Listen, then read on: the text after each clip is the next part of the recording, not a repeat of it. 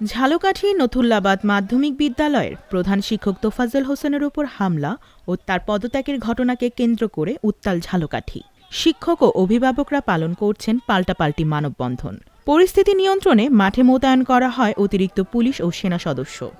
আমরা স্যারকে দেখতে গিয়েছি, আর তার মেয়ে দুই চোখের পানি ছেড়ে অজর কান্না শুরু করে দিয়েছে।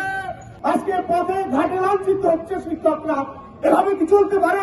আমরা লাঞ্ছিত হচ্ছি, আমাদের মনে বড় ব্যথা, আমরা দুঃখ পাচ্ছি, কষ্ট পাচ্ছি। 16 জানুয়ারি স্কুলের বার্ষিক ক্রীড়া প্রতিযোগিতা উপলক্ষে ক্লাসরুমে মোবাইল ফোন নিয়ে নাচের প্রস্তুতি নেওয়ার সময় 7 শিক্ষার্থীকে মারধর করার অভিযোগ এনে অভিভাবক ও বিক্ষুব্ধ জনতা প্রধান শিক্ষক তোফাজ্জল হোসেনকে শারীরিকভাবে লাঞ্ছনা করে একটি রুমে তালাবদ্ধ রাখে। এই সময় পরিস্থিতি সামাল দিতে ম্যাজিস্ট্রেটের উপস্থিতিতে পদত্যাগপত্রে স্বাক্ষর করতে বাধ্য হন তিনি। পরে তাকে বরিশাল শেরেবাংলা মেডিকেল কলেজ হাসপাতালে ভর্তি করা হয়। 3-4জন প্রার্থী হয়ে দাঁড়িয়েছে, আমরা যাকে 1 নম্বরে দেব, আর 3জন তারা রাগান্বিত হয়ে প্রধান শিক্ষককে অত্যাচার করবে, মানসিক নির্যাতন করবে। আমরা আর এই মানসিক নির্যাতনের শিকার হতে চাই না। বিভিন্ন স্কুল কলেজ মাদ্রাসায় বিভিন্ন রকম দুর্বৃত্তের হানা চলছে এবং শিক্ষক সমাজকে বিভিন্নভাবে লাঞ্ছিত করেছে।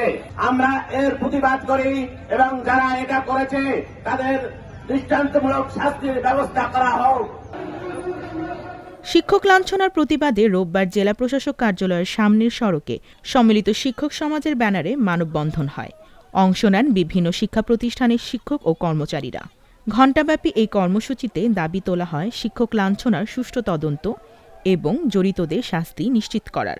ফ্যাসিবাদ মুক্ত একটি সমাজ প্রতিষ্ঠা হয়েছে।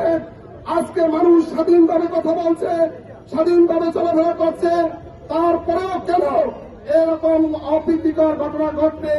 আমরা এর প্রতিবাদ ও নিন্দা জানাচ্ছি।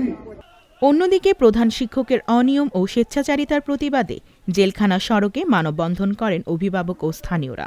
তাদের অভিযোগ, প্রধান শিক্ষক তার ক্ষমতার অপব্যবহার করেছেন এবং ছাত্রদের প্রতি সহিংস আচরণ করেছেন।